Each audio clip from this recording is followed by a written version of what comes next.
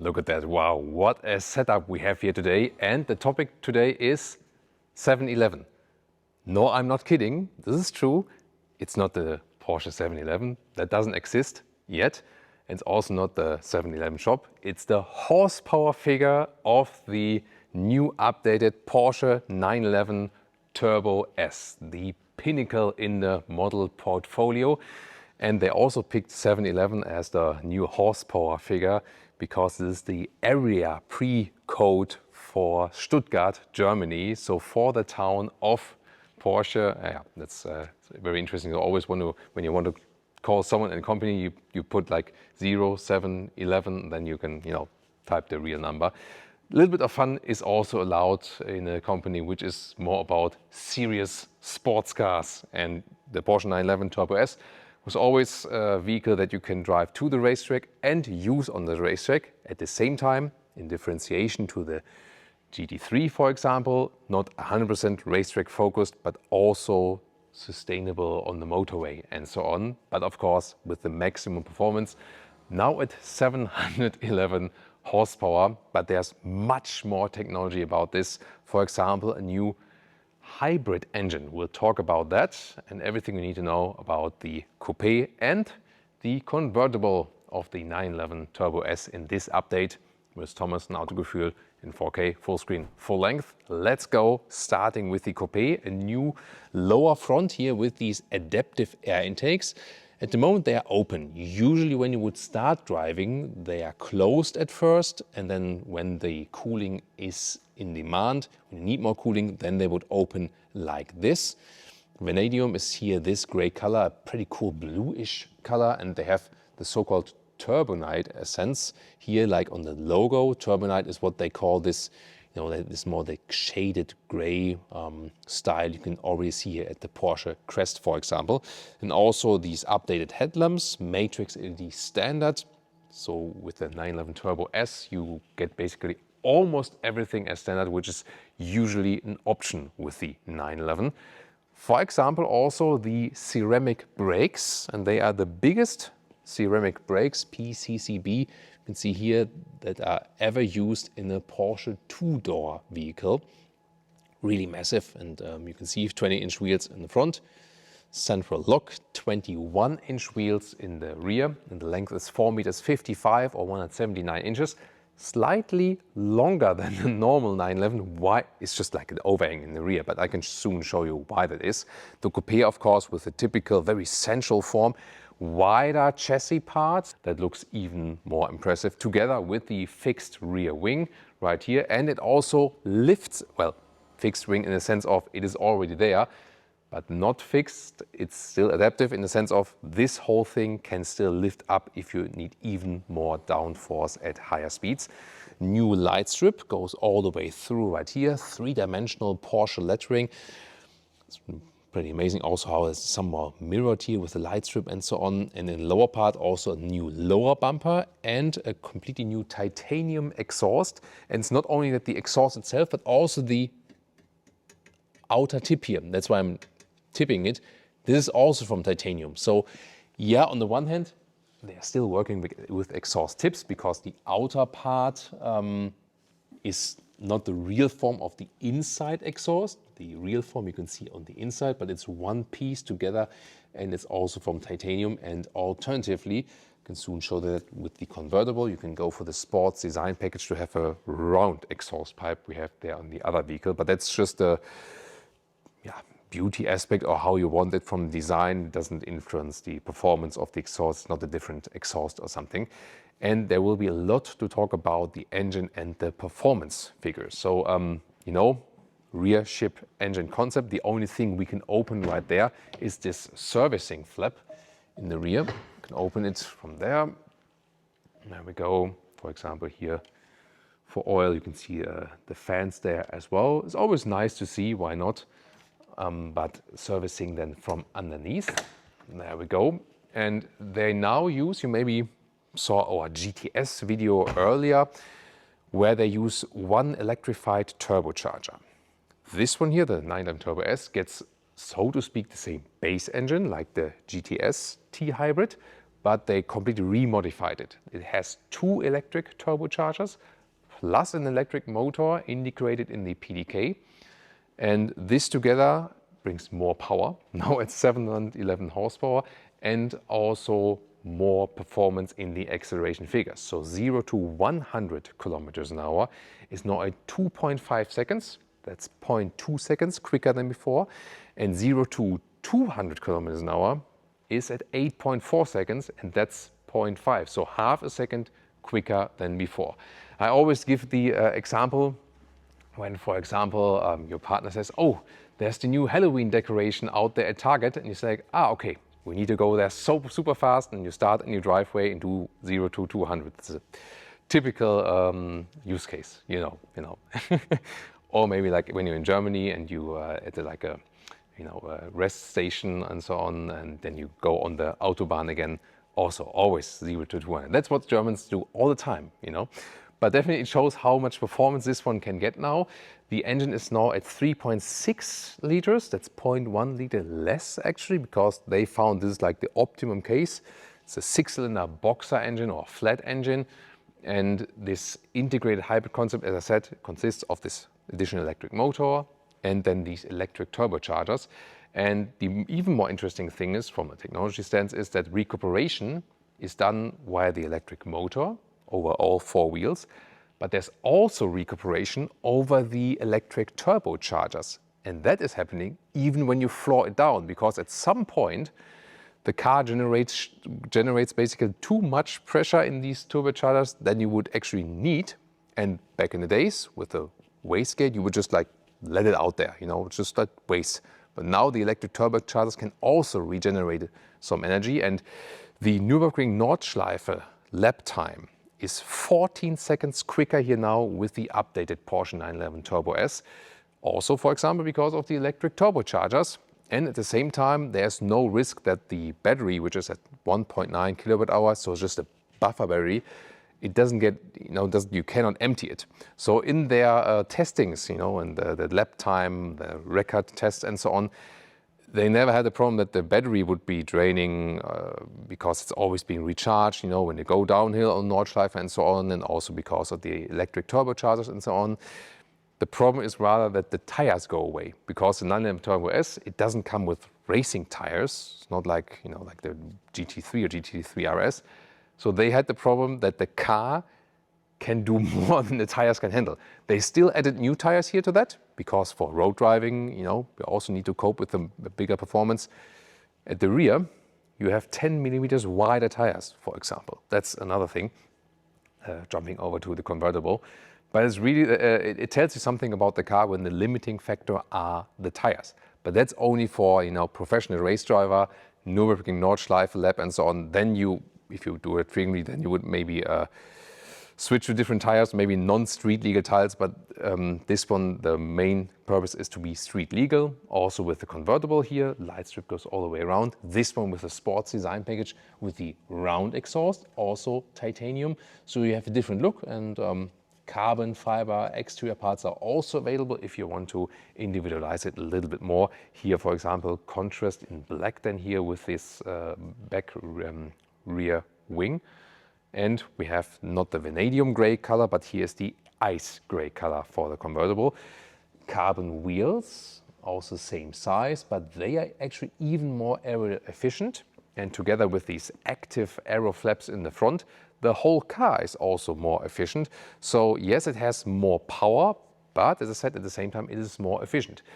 Very interesting, by the way, this hybrid concept also changes, for example, like the Newton meter torque peak, and also like where can it be delivered. So it's 800 Newton meters of torque, and now comes the interesting part, is delivered between 2,300 RPM and 6,000 RPM.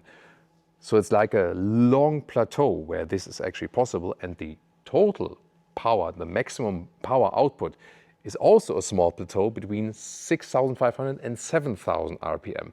And usually the power curve is more like this, and this one is more like here, and then it has really like this long plateau. This is very interesting. Bottom line, what does it mean from all these facts and figures and so on? you will have so much power available over a wide spectrum no matter where you are in the RPM. Means it goes fast anytime you like, anytime you want it. Convertible or Coupé, that's totally up to you, of course. I'm always a convertible lover because I like to drive open top. At the same time, the Coupé has the more classic shape, of course. Suspension technology is also very important. PASM, the adaptive suspension, is always standard, but then you can pick between a normal suspension setup and a sport suspension setup. It's minus 10 millimeters, so a little bit lower, a little bit stiffer. Maybe the normal one would be more fitting to a Turbo S, and maybe the sportier one would be more fitting to the GTS.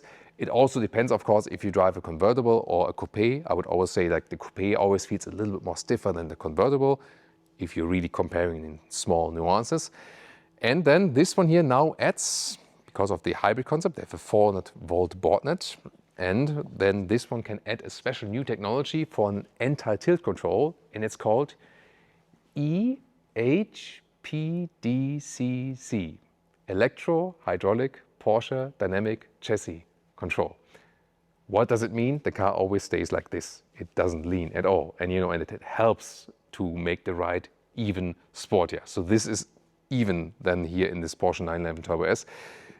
At the same time, this whole hybrid concept only adds 85 kilograms of weight. So what are they achieving here actually? How can we translate it? Because there are so many new electric vehicles out there which have great performance figures, like just going straight, acceleration and so on. And they maybe also drive extremely well. But then again, it's always the weight issue. And when it comes to driving the racetrack or really agile corners, tight corners, it's so much more fun to drive with a lighter car, which is here at 1,710 kilograms. Although you have all this technology and the hybrid model and the acceleration figures. So what they're actually doing here is having such a great acceleration at any time. So basically like the performance of a hypercar electric vehicle without having the negative effect of the extra weight. Because you've maybe seen in our reportings, I've been driving the 911 GTS hybrid on the racetrack and I had so much fun. Then I was driving the Taycan Turbo GT on the racetrack and it was crazy as for the acceleration. But after some laps I said like, it's fine, it's enough. I don't need anything more, So here, weight is everything. And that also here still counts for the Turbo S. It's of course heavier than a GT3. That's more for a light-wheel building style. But here to have the compromise that you have basically everything in one car. So to speak, you have a race car, but you also have an everyday performance car. And you have a supercar and everything together basically in one bundle. And at the end of our video here, we'll also talk about the pricing. Yeah, that's the most hurtful aspect always about the 911 Turbo S, which by the way, of course, as always, gets a classic 911 Frunk. Always a beautiful opening mechanism. Here you still have to do the unlock, with these new electric Frunks like in the Macan. You can just unlock it directly, or in the Taycan. Here there's the unlock, and then you have also enough space for your suitcase. And of course, remember to always properly close it again.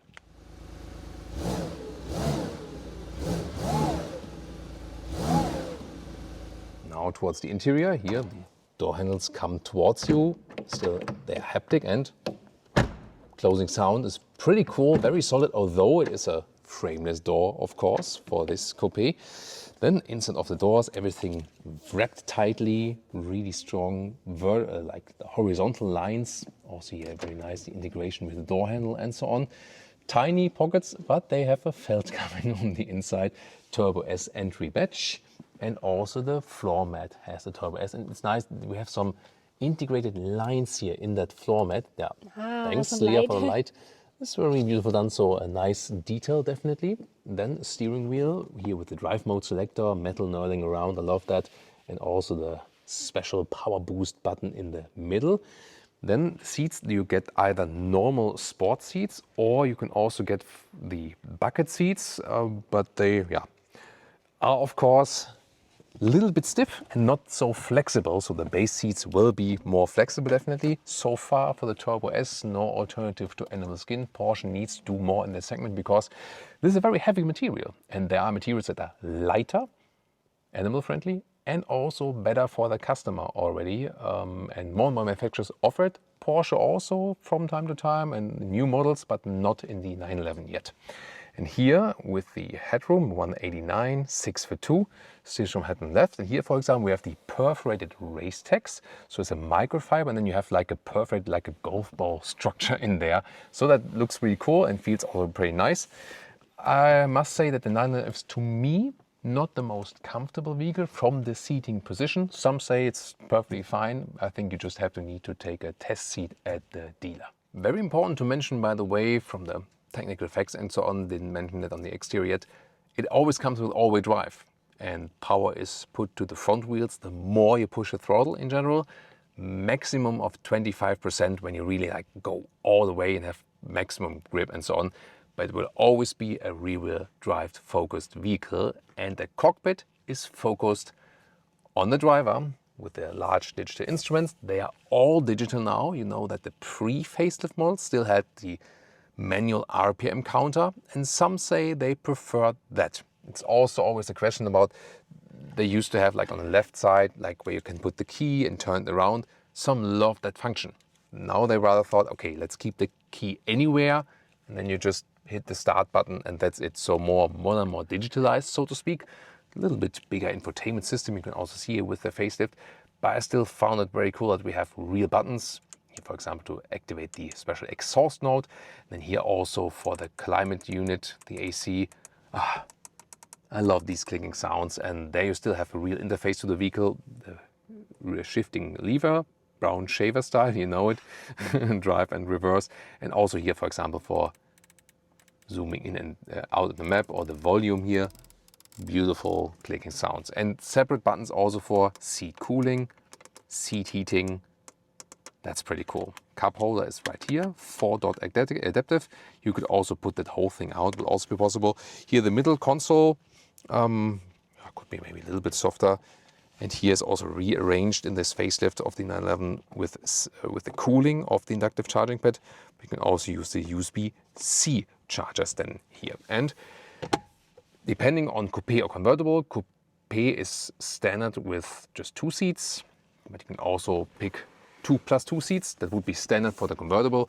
Then you have these emergency seats in the back. For Isofix, you can also put bags on there. When you fold this one down, for example, and this one, then you don't damage the seats when you put a bag on top of it, for example. So this is possible. With sitting there as an adult, maybe for a short trip when you put the co-driver seat forward, and then maybe have a little bit space here, but yeah, that's limited. And of course, also not the main factor of the 911. Have we seen with the light here, the seating, you know, with this perforated race deck? This is a very interesting new idea, right? But feels really nice. That's pretty cool. Also here, microfiber around the sun visors. They cannot be extended. However, this vehicle is so low that usually you don't have so much problem then with blocking sun that comes in. And of course here, the analog clock in the middle part. Lovely details we really want to keep. And here the digital instruments, you can pick different layouts. That's the advantage. It is flexible and shows whatever you like, map or assistant systems, map full screen and so on. Then again, I can also understand those who still prefer an analog RPM meter, and honestly, me as well. And a short view to the main infotainment unit. Always exciting to check out the vehicle functions here and the visualization. So this has been all updated, and it also changes according to the driving mode. So when I control the driving modes at the drive mode selector at the steering wheel, you can see a spoiler is extended to sport mode, normal mode, wet mode is also possible. In this case also the flaps from underneath the vehicle close, that there's not much rain or water coming to the ceramic brakes. It's also a very interesting aspect. One quick look here at the Convertible. First of all, interior, you have the different color scheme here. Of course, you don't have to go for this color scheme. It's just an option, basically. And always interesting to see the Convertible top. There we go. It goes really quickly and always looks very spectacular. There we go. And you can see, yes, you cannot completely keep the Coupé form, but I think for a Convertible, it looks still very Coupé-like. And let's go back one more time because I want to show you the automatic wind deflector, and then you can enjoy this process here. once again, there we go. That's pretty quick. So don't want to, so put down the windows again. And here, when you look at the wind deflector, because you don't need the rear seating, this is a pretty clever concept, right? You don't have much hassle in installing or deinstalling it, just a press of the button in the middle console, and that's it. So that's the pretty much coolest feature about the convertible here. I already have the German prices, you know, especially in the US, there might be something happening with the recent tariffs and so on. It's also affecting the Porsche revenue and also the prices there. So we have to see about that. But so far, what I can say is 271,000 euros for the 911 Turbo S. Lia Osmo sagt, 271,000 euros for the Porsche 911 Turbo S Coupé and 285,000 euros for the convertible. I mean, you get everything in it already, but there are still some extras, as you can see here, like the design package with the carbon fiber and stuff and special wheels. So you can even top that up. I mean, probably as it stands here right now, maybe like 300 or something. Yeah, and if you then, I just checked some leasing rates of existing 911, that was like, what was it, 6,000 euros? I'm not sure how good the leasing offers are. Meanwhile, if you are a happy 911 Turbo S owner, you can maybe state your leasing rate you got in the comments, then we can also have like something there as an additional info delivered from customers themselves. Yeah, definitely one of the most expensive one that Porsche has to offer. It is this pinnacle. Still, it's a very popular model in the lineup when people say, like, I don't care about what I need to spend. I just want the Porsche 911 Turbo S. It just stands for itself because it has the latest technology in almost every aspect, as we told you earlier. Interesting with the hybrid concept. Some say maybe, I don't want the hybrid in 911, but we have driven it in the GTS already, and the performance is great. Maybe the sound wasn't my favorite in the GTS, but you've maybe already heard now in our view that sound is a little bit different here already with the 911 Turbo S. And if you haven't checked out the GTS episode, I would say you do it right now.